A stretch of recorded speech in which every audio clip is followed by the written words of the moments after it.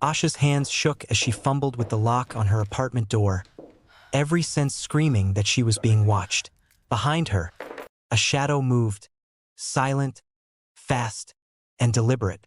She barely had time to realize the gun was at her back before he whispered, low and dangerous, "Drop everything." She froze, heart hammering. The man behind her moved like liquid, placing himself in front of her before she could even react. His dark eyes, sharp and unreadable, locked onto hers. "Asha Okoye," he said, voice calm, yet chilling. "You shouldn't have dug this deep." Her breath caught. "Who are you?" He didn't answer. Instead, he raised the gun, pressing it to her side. "I was sent to stop you." Asha's mind spun. "Stop me? You mean kill me?" "Exactly," he said. His tone was casual, almost bored, but his eyes betrayed hesitation. "But I'm reconsidering." Her stomach dropped. "Reconsidering?" He stepped closer. "I make my own rules sometimes." And then, impossibly, he leaned forward and pressed his lips to hers in a shocking, fleeting kiss. Asha staggered back, confusion and fear fighting for dominance over adrenaline. He stepped away, eyes dark, unreadable. "Run. If you live, it's because of me. If not, it's because of my mistake." She didn't need to be told twice. Her instincts screamed to flee, but she couldn't ignore the magnetic danger emanating from him. She bolted into the night, weaving through narrow streets, heart racing. His footsteps followed, close, relentless, terrifyingly precise. If this thrill is keeping you on edge, make sure to hit like, subscribe, and comment below before you continue watching. He caught up to her at a dead-end alley, silent and imposing. "Stop," he said again, hand hovering over his gun. "We can either end this now or survive it together." Asha swallowed, chest heaving. "Survive together?" "Yes," he replied simply, eyes scanning the surrounding streets. "I've read your files.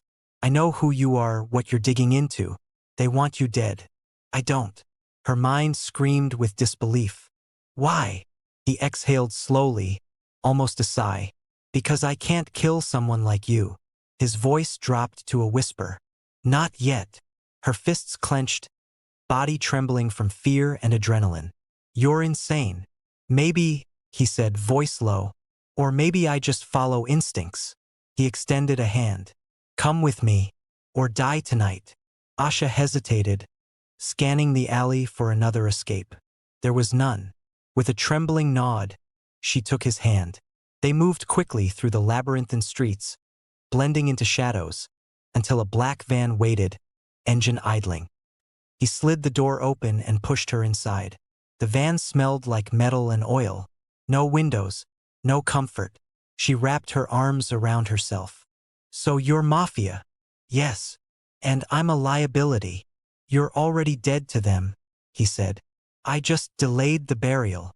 She laughed once, sharp and hysterical. "That's comforting." His lips twitched. "You'll get used to it." They drove in silence until she couldn't stand it anymore. "Who sent you?" "People who don't forgive," he replied. "And don't miss." "And you?" she pressed. "You just break ranks?" "I don't usually." "Then why now?" He didn't answer immediately. When he did, his voice was quieter. "Because hesitation sometimes saves lives." The van stopped at an abandoned warehouse on the outskirts of the city. He checked the perimeter twice before letting her inside. Concrete, darkness, weapons hidden in plain sight. "This is where you stay," he said, "until I figure out what to do with you." She crossed her arms. "You make it sound like I'm a package." "You are," he said flatly. "A dangerous one." He laid out maps, photos, names. Syndicate branches, corrupt officials, people she recognized from her investigation. Her stomach churned. "They're everywhere." "Yes. So we expose them." "No," he said sharply. "You survive. That's not enough." He looked at her then, really looked. "You don't know how this world works." "Then teach me," she shot back. "Because I'm not hiding while they kill people." Something shifted between them. Not trust. Respect. We move constantly, he said finally. No patterns. No attachments. She nodded. And your name? A pause. Ji-hoon. The night stretched endlessly. She didn't sleep. Neither did he. By morning, they were already relocating. Halfway through a deserted market street, Ji-hoon suddenly stiffened. Run, he barked. Gunfire exploded behind them. Asha screamed as bullets shattered glass. Ji-hoon shoved her forward, returning fire with terrifying precision. They dove behind crates. Her hands shook violently. How are you so calm? She gasped. Because fear gets you killed. Another shot rang out. He grabbed her hand. Move. They escaped through a service tunnel, breathless, alive. Barely.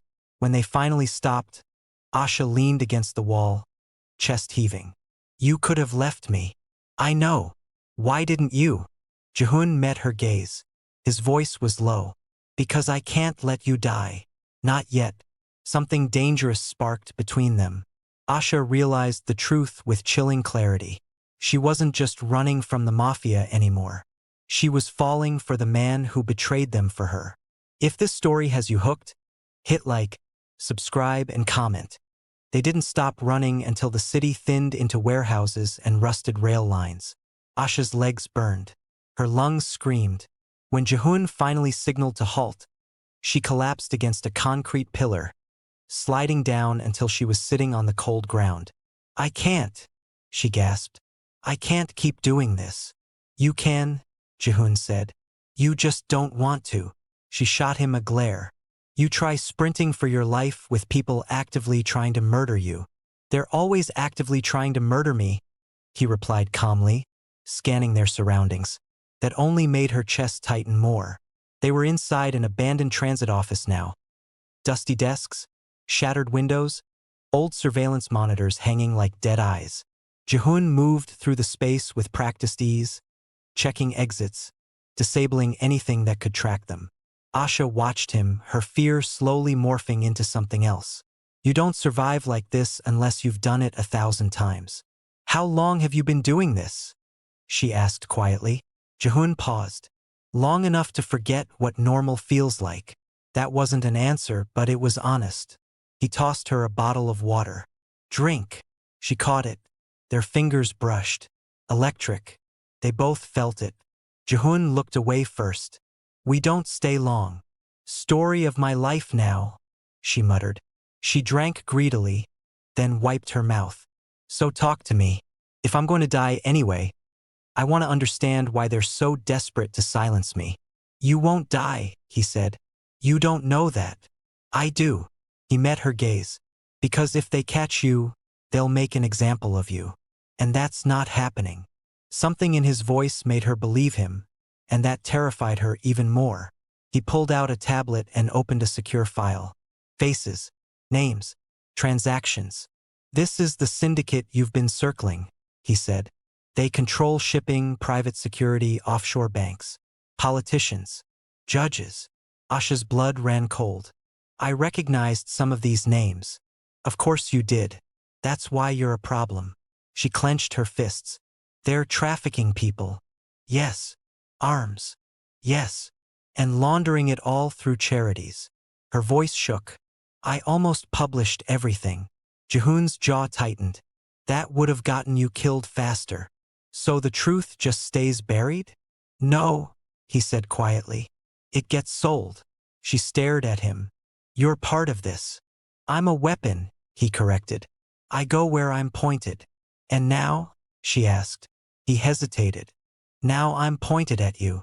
Silence stretched between them. She stood abruptly. You kissed me. His eyes snapped up. That wasn't strategic, she said. So don't pretend this is just business. Ji-hoon exhaled slowly. That was a mistake. Then why did it feel like a goodbye? His expression darkened. Because in my world, feelings get people killed. Asha stepped closer. Then why save me? He didn't answer. A sharp crack echoed outside. Ji-hoon reacted instantly, grabbing her and pulling her behind a filing cabinet as bullets ripped through the windows. Down, he barked. She covered her head as glass exploded around them. Her heart thundered. "They found us already?" she cried. "They never stopped looking," he said grimly. He returned fire, movements sharp and efficient. When the shooting paused, he grabbed her hand. "Move. Now." They escaped through a back corridor into an underground maintenance tunnel. Darkness swallowed them as Ji-hoon sealed the door behind them. They ran until the tunnel narrowed, then stopped, trapped between concrete walls, breathing hard. Asha's back hit the wall. Ji-hoon stood inches from her. Too close. The tension was suffocating. "You okay?" he asked, voice low. She nodded, though her hands shook. "You keep risking everything for me. You don't understand the cost. Then tell me." His gaze dropped to her lips before he caught himself. "If I protect you, I become a traitor. And if you don't, I become a murderer." Her throat tightened. "Is it really that simple?" "Yes." She reached out without thinking and touched his arm. Muscle. Tension. Heat. Ji-hoon froze. "Asha," he warned. "You're already breaking your rules," she whispered. "So stop pretending this doesn't matter." His jaw clenched. For a moment, she thought he might pull away. Instead, he leaned in, forehead resting against hers. "Stay alive," he said quietly. "That's all I can promise." Her heart ached at the restraint in his voice. They didn't kiss again, which somehow made everything worse. They emerged hours later at a safe house far from the city. Small, bare, one bedroom. Asha took it in slowly. "You planned this." "I plan everything." "One bed," she noted. He stiffened. "You'll take it." "And you?" "I'll stay awake." She laughed weakly. "You don't trust yourself." "I don't trust what they could do to you if I slip." That night, she lay awake listening to him pace. Every footstep reminded her how close danger and he really were. By morning, exhaustion blurred everything. Ji-hoon finally sat beside the bed. "We leave at sunrise." Asha turned to him. "Ji-hoon, if this ends badly." "It won't." "You don't know that." He met her gaze. "I don't plan to survive this." Her heart dropped. "What? If I turn against them completely?" he continued. "There's no way out." She sat up. "Then don't do it. It's already done." Asha swallowed hard. "Then we make sure it means something." He studied her. "You're not afraid?" "I am," she said softly. "But I refuse to be silent." Something in her words lit a fire in him. "Then we fight smarter," he said. "We expose them on our terms." Footsteps outside froze them both. Ji-hoon reached for his gun. The door handle turned. If the tension is getting to you, hit like and subscribe now, because what happens next changes everything. The door burst open. Ji-hoon fired. Chaos exploded. When it was over, blood stained the floor, and Asha realized the war had officially begun. She looked at Ji-hoon, heart pounding. "Still think this is just business?" He met her gaze, eyes burning. "No," he said. "This is personal." And for the first time, Asha understood. Loving him might be the most dangerous decision of her life. Asha pressed her back against the wall, heart still hammering from the firefight. Ji-hoon crouched beside her, gun raised, eyes sweeping the corridor. Every nerve screamed that danger wasn't over. "It's quiet, too quiet," he muttered. "They're regrouping." "They never give up," Asha said, voice trembling. "Why me? Why now?" Ji-hoon's jaw tightened. "Because you uncovered what most people are too scared to even notice. And because someone above me wants you gone." Asha swallowed. "Someone above you?" He nodded. "There are layers in this world you can't even imagine. People who see lives as numbers. People who will erase anything that threatens their empire." Her fists clenched. "And what do? We survive," he said, "step by step. But first—" his gaze softened just slightly. "We need to trust each other. Fully. No secrets." She blinked at him. Trust. The word was heavy, impossible almost. Yet, looking at him, she realized she already had no choice. He had saved her life twice now.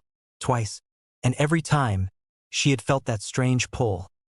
A mixture of fear, adrenaline, and something else she didn't want to name. I can try, she said quietly. Ji-hoon nodded once and motioned toward the safe house entrance. Then let's move. We can't stay here. They moved through narrow alleyways, careful to avoid surveillance cameras and late-night patrols. Every shadow felt like a threat. Every footstep echoed danger. Why didn't you just kill me? She asked suddenly, unable to hold back. Ji-hoon's eyes caught hers. Because I don't follow orders blindly, he said. I have principles. Sometimes. Her lips pressed into a thin line. Principles? You're a mafia boss. You don't have principles. Most don't, he admitted. But I do. Just fewer than most. She shook her head. And yet, here you are, risking your life for me. Not risking, he corrected, voice low. Investing. Asha's stomach twisted. Invested. Dangerous. She realized it wasn't only her life on the line.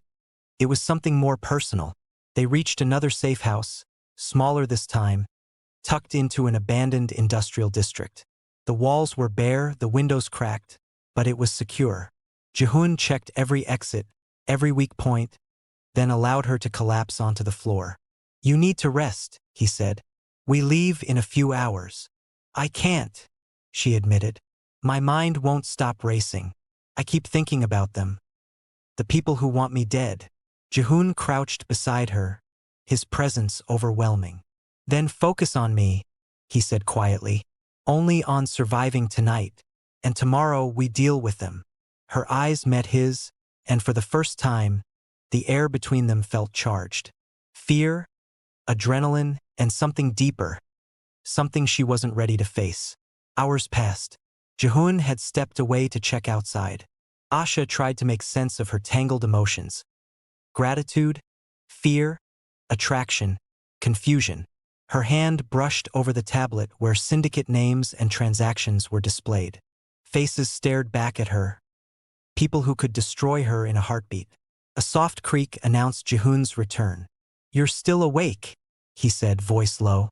I can't sleep, she admitted. Everything is too real. He sat beside her. Close, too close. Close enough that she could feel the warmth radiating from him. Then stay awake with me, he said simply. Her heart skipped. Why? Because even in the dark you're not alone, he replied. She swallowed, words stuck in her throat. His gaze was unwavering, intense, dangerous. She realized she had been holding her breath. Slowly, she exhaled. Suddenly, a phone buzzed on the floor. An encrypted message lit up the screen. Ji-hoon read it, eyes narrowing. They know where we are, he muttered. Asha froze. Already? But we just moved. They have resources, he said. People in high places. And one of them is betraying us from the inside. Her stomach dropped. Who? He shook his head. Not yet. We need proof. But they're close. Very close. Asha felt a chill. The threat wasn't only outside. They could be surrounded by enemies within. Ji-hoon stood. We prepare. Check the perimeter. Memorize the exits. Weapons ready. She followed him instinctively, adrenaline kicking in. Every step felt like a heartbeat on a knife's edge. Hours later, they were forced into the open when two masked men burst through the front gate. Gunfire erupted. Ji-hoon grabbed her, pressing her behind his back as he fired with terrifying precision. Asha panicked. I'm not trained for this. You're alive, he snapped. That's training enough. Move. They dove over crates, ducked under metal beams. Bullets tore through the warehouse walls, splintering wood and metal. Ji-hoon covered her every step, leading her through hidden passages only he seemed to know. Her fear began to mingle with something else, an intense, undeniable attraction. She couldn't help but notice the way he moved. Controlled, lethal, yet protective. Finally, they reached a hidden basement, gasping for breath. Asha looked at him, eyes wide. Why do you keep saving me? Ji-hoon's gaze was dark, unreadable. Because you shouldn't die, not yet. And maybe, because I can't let anyone else have you. Her cheeks flushed. What does that mean? Nothing, he said. but his fingers brushed hers, deliberately slow. Forget it. She couldn't. Every fiber of her being screamed that it meant everything. The next morning, they were forced to confront another betrayal. One of Ji-hoon's trusted lieutenants had sold information to the syndicate's rival faction. Names, locations, secrets, everything compromised. Ji-hoon slammed his fist on the table. "Traitor!" he shouted, voice echoing in the empty safe house. Asha flinched at the raw intensity. "What do we do?" "Clean house," he said grimly. "We act fast. No hesitation." Her heart raced. "And if we fail?" "We don't fail," he replied. "Not as long as we move together." The words hit her differently this time. Not just survival, they were partners now. Bound by danger, by secrets, by something else she couldn't name. They spent the next hours moving through abandoned factories, backstreets, and derelict buildings. Every moment was tense, every encounter potentially lethal. During a brief pause, Asha found herself alone with Ji-hoon. "You could have left me," she said softly. "I could," he admitted. "But I didn't, because I can't. Not you. Not tonight." Her breath hitched. "Ji-hoon." He leaned closer, voice almost a whisper. "One step at a time. Survive. Then, maybe we figure out the rest." She swallowed hard, fighting the pull she felt toward him. Danger and desire, adrenaline and longing. They were inseparable. For the first time, she realized the truth. Falling for him was inevitable and terrifying.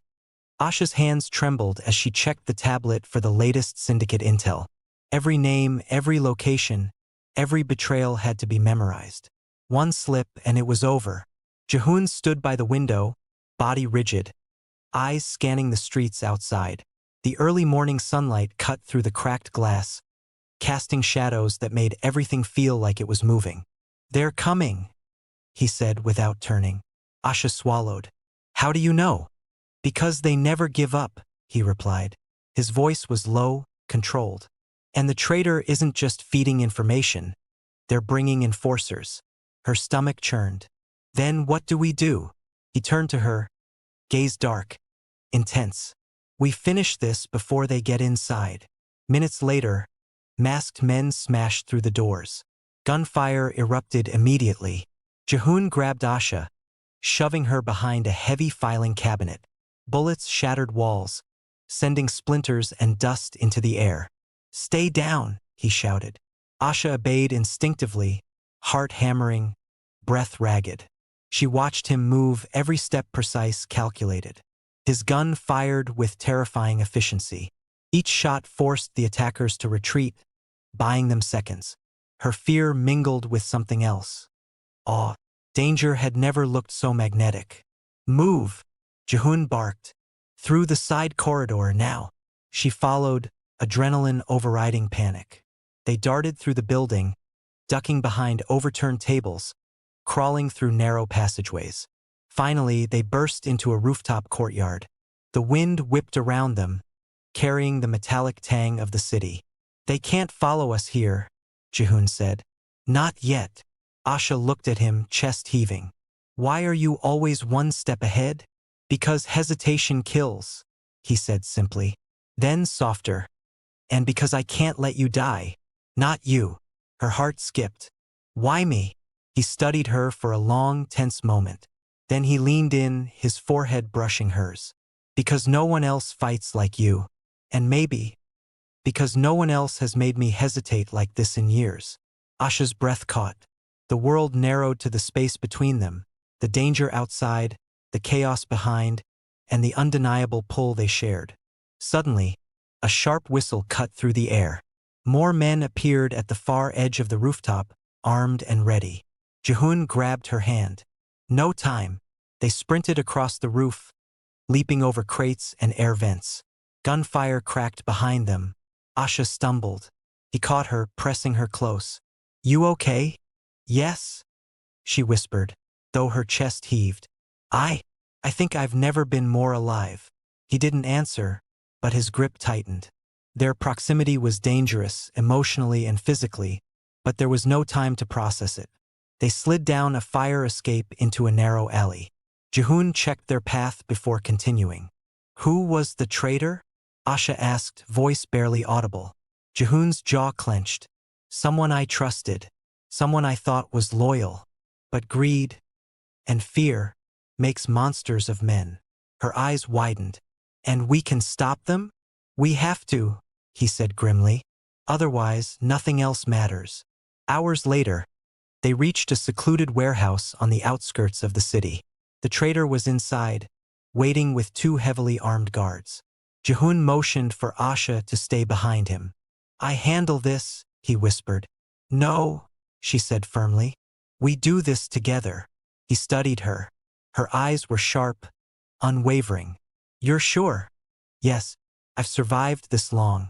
I can't hide anymore. A flicker of respect crossed his face. Fine. Together. Inside, the confrontation was brutal and precise. Ji-hoon and Asha moved in perfect sync, neutralizing guards, dodging attacks, and securing the traitor. When it was over, the traitor cowered, pleading. Ji-hoon's voice was ice. You betrayed me. You betrayed them. There's no redemption here. Asha stepped forward, voice steady. He'll tell the world the truth. We expose everything, but no one else needs to die. Ji-hoon studied her, something in his gaze shifting. He lowered his gun slowly. You're reckless, he said. Or brave, she countered. The traitor swallowed hard. Please, I'll leave. I'll disappear. Disappear, Ji-hoon said finally. And don't ever return. Silence fell. Adrenaline faded, leaving an intense, palpable tension between them. Asha's eyes found Ji-hoon's. I should hate you, she whispered. You were supposed to kill me. And yet, he stepped closer. And yet, their faces were inches apart. Breath mingled. Hearts thundered. The city outside was still dangerous, but here, in this moment, nothing else existed. He touched her cheek gently. You shouldn't feel this, he murmured. I can't help it, she admitted. Then, finally, he kissed her. Slow, intentional, full of all the danger, desire, and adrenaline that had built between them. It wasn't a mistake this time. It was inevitable. Later, they sat on the roof of the safe house, overlooking the city skyline. Do you ever think about what happens after this? Asha asked quietly. Ji-hoon's gaze was distant. I try not to. This life, it doesn't leave much room for happy endings. Maybe we make our own, she said, resting her head against his shoulder. He tensed slightly, then relaxed. Maybe. Her heart swelled with hope and fear. Loving him was dangerous. Being with him could get them both killed. But in that moment, with the city sprawling below, she realized she didn't care, because some risks are worth it. The next morning brought a message. An unknown number, one line. We know where you are. End of the line. Ji-hoon read it, jaw tightening. They're not done. Asha's hand found his. Then we fight. Together. He looked at her, dark eyes softening, then hardened again. Together, he agreed. The sun rose behind them, burning off the night. But their war was only beginning. And for the first time, Asha understood fully. Falling in love with a Korean mafia boss sent to kill her wasn't just dangerous. It was survival. It was war. It was inevitable. If this story had you on the edge of your seat, smash like, subscribe, and comment, finish. Because this is the climax of their danger and desire, and there's more to come in the series.